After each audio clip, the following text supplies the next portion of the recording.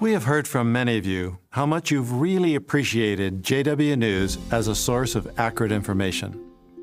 In contrast with much of the misinformation posted on the internet and social media, the Solomon of our times, Baltasar, Ebang, Engonga, is described as a legend by men across the globe.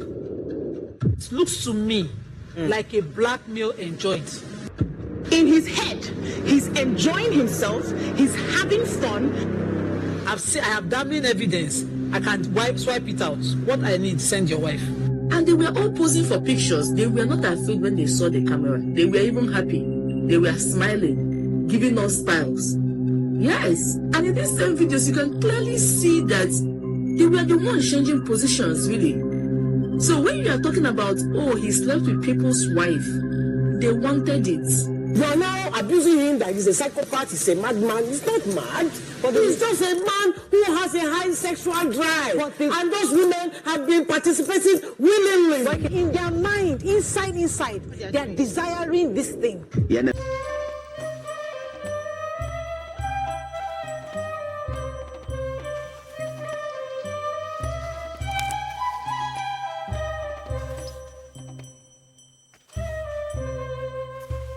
Kasbai, it's almost dark. Do you think the Israelite men will really be there? I'm sure of it. Zimri will do whatever I ask. He's captive to my feminine charms. Do you think we can persuade them to come to the festival tonight? We have to. The rulers of Moab and Midian are counting on us. If we can get them to forget their foolish laws on sex, or involve them in our worship of Baal, then their God, Jehovah, will fight against them. He will destroy their entire nation, and our men won't have to lift a finger. Then, all that they have will be ours. I've been told they have gold and silver and beautiful clothes. After those 10 plagues, the Egyptians were so afraid, they gave the Israelites whatever they asked for. Soon it will all be ours. If we're successful, we'll be given a generous share. What a victory this will be for Baal. I still can't believe they have a law that says it's wrong to lie with a woman unless you're married to her. How restrictive. This will be an interesting challenge for us. But not a difficult one. These men know nothing of the pleasures of life. From what Zimri tells me, they've only known one type of food all their lives. Wasn't it something called manna? Right. These men are so backward. Even a watermelon impresses them. They know nothing of wine, nothing about our music, and nothing about women. I tell you, my sisters, they are to us as children. Shh, I hear them coming now. Get ready.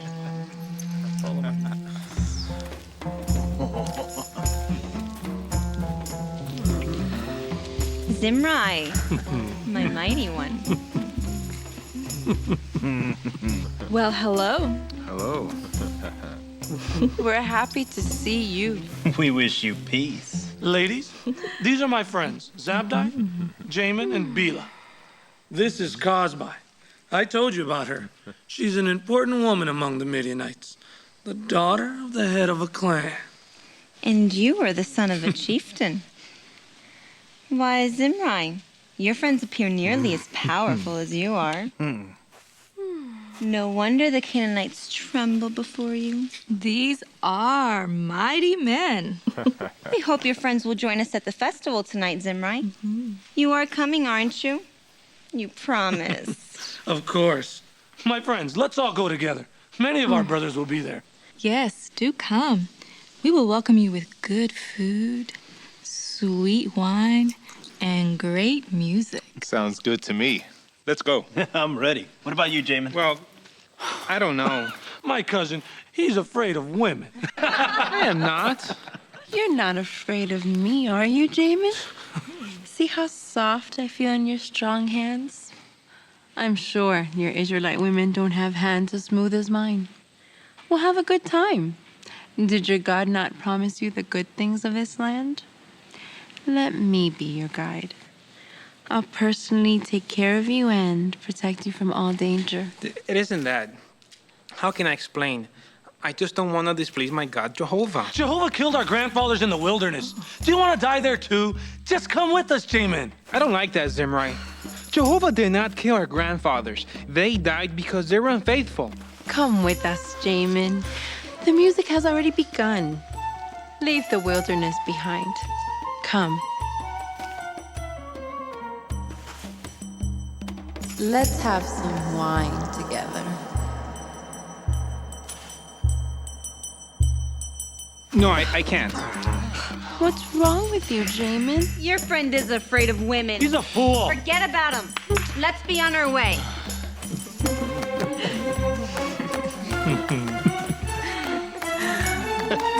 Go eat your manna.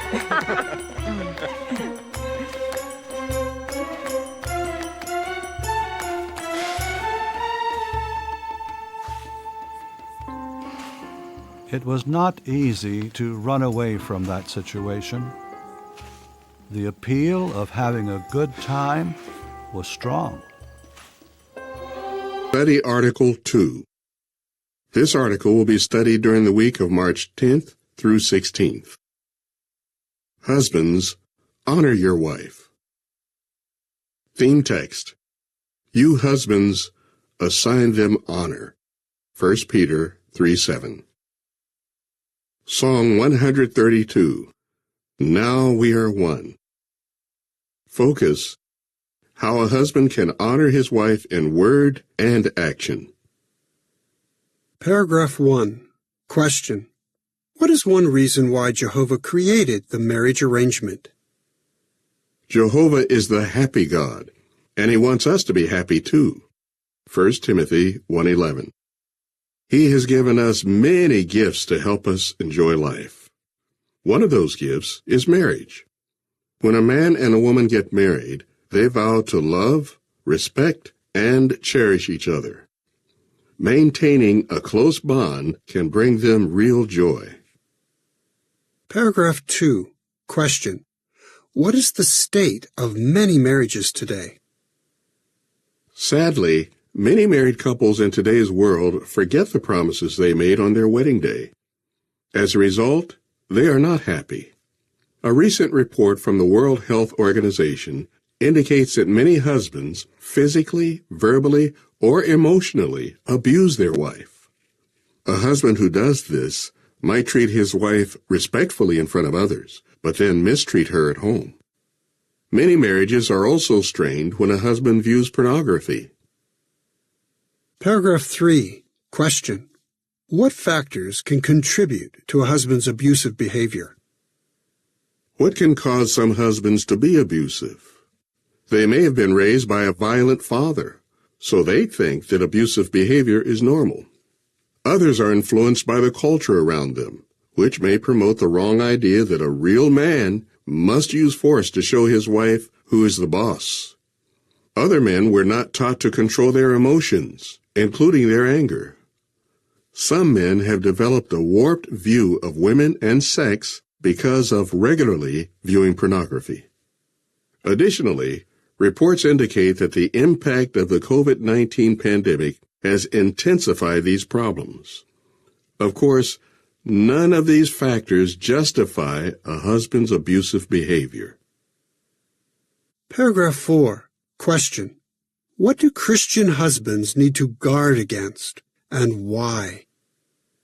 Christian husbands need to guard against adopting an improper view of women. Why?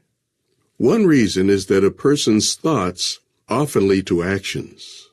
The Apostle Paul warned anointed Christians in Rome to stop being molded by this system of things. Romans 12:1 and 2. When Paul wrote to the Romans, the congregation had evidently been in existence for some time.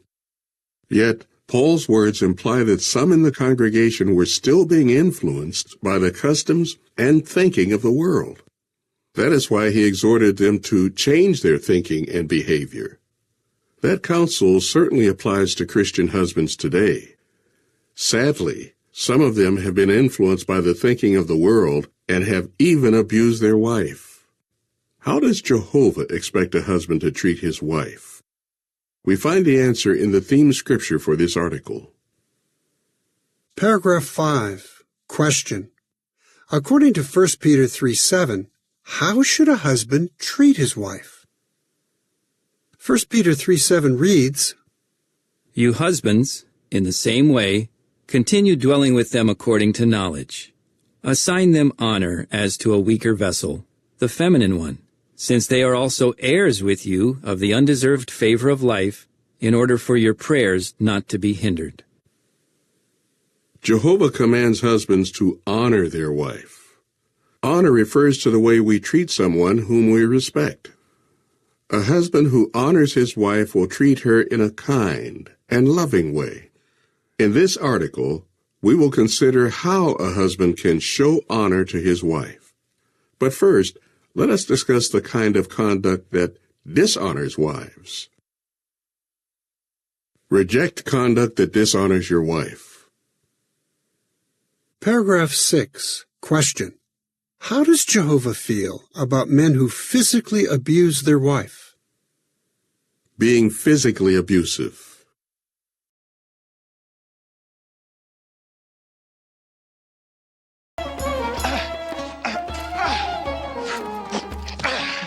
Flee in terror, you Canaanite armies. Watch out, you're not the one who flees when you see a real Canaanite, Zabdi. That'll never happen, Bila. All the enemies of Israel will fall before us. That's right. Jamin, what do you think about the women? What women? The Moabite women? You've heard about them. Well, I've heard some women have been approaching our camp during the past few evenings, but I haven't seen them. Well, we haven't either, but there are interesting rumors. Tell me, what have you heard? Well, that they're beautiful, that's what. They're not like our wilderness women. These women are more sophisticated, and I hear they're very friendly. Why do you suppose they come to our camp while their men stay away? Oh, Jamin, that question shows how little you know about women. The reason's obvious. Everyone's heard how we defeated the Amorites, whose forces were far superior to our own. Sihon and Og were powerful kings, yet we easily defeated them. The Canaanites are terrified of us. As I see it, these women are curious. They're interested in real men. Strong, courageous, valiant. And here we are. Was Abdai? It was Jehovah who gave us the victory. Maybe so, but we're the ones who did the fighting. We're invincible.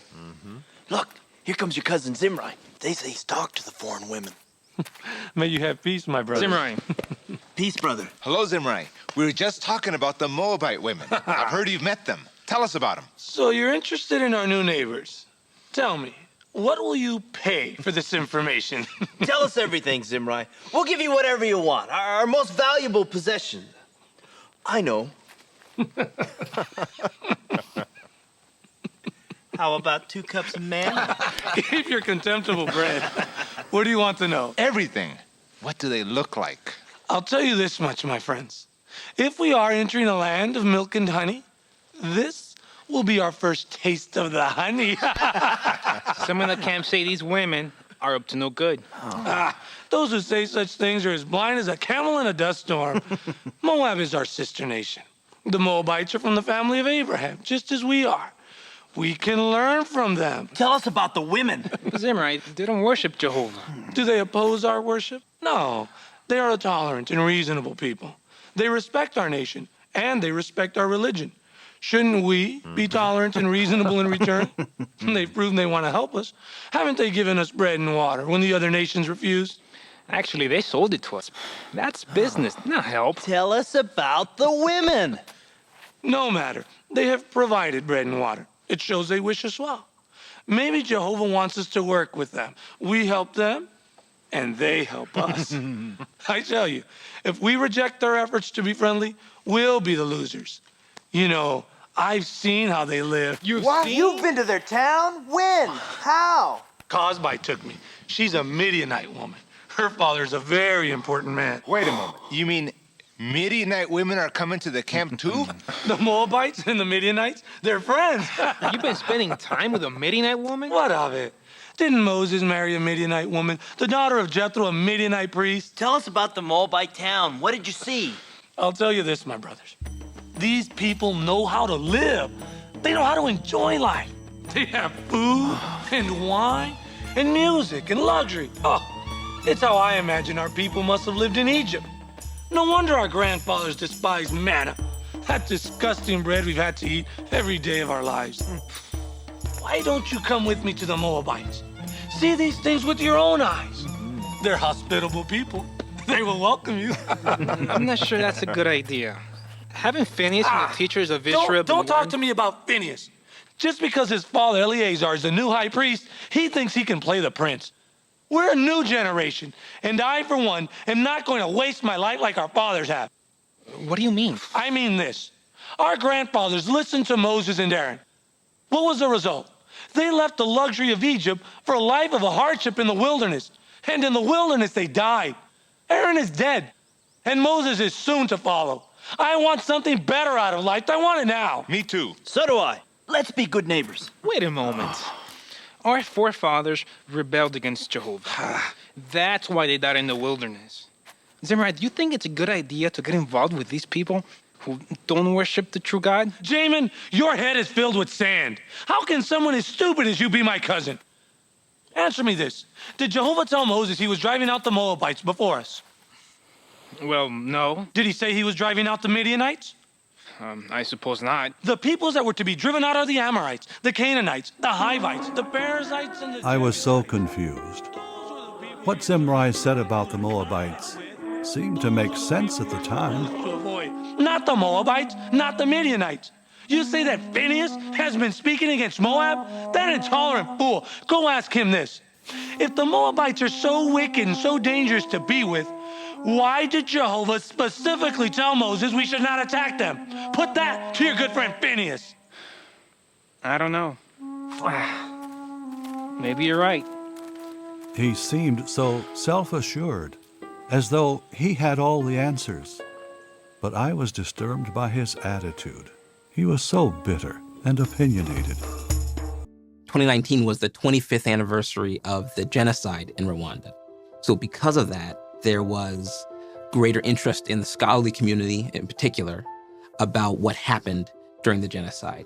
One of the things that OPI was responsible for doing is to collect experiences of people who were our brothers and sisters, who saw the violence and who survived, and help others to survive, sometimes at the risk of their own lives. Our office assisted OPI in preparing the article in two ways. First of all, ensuring that the release was accurate. Secondly, to ensure that the article gave consideration to the perspective of those who went through genocide. And many of the brothers have been able to read that story on JW News, and it's encouraged them when they see the courage and the faith that our brothers displayed in Rwanda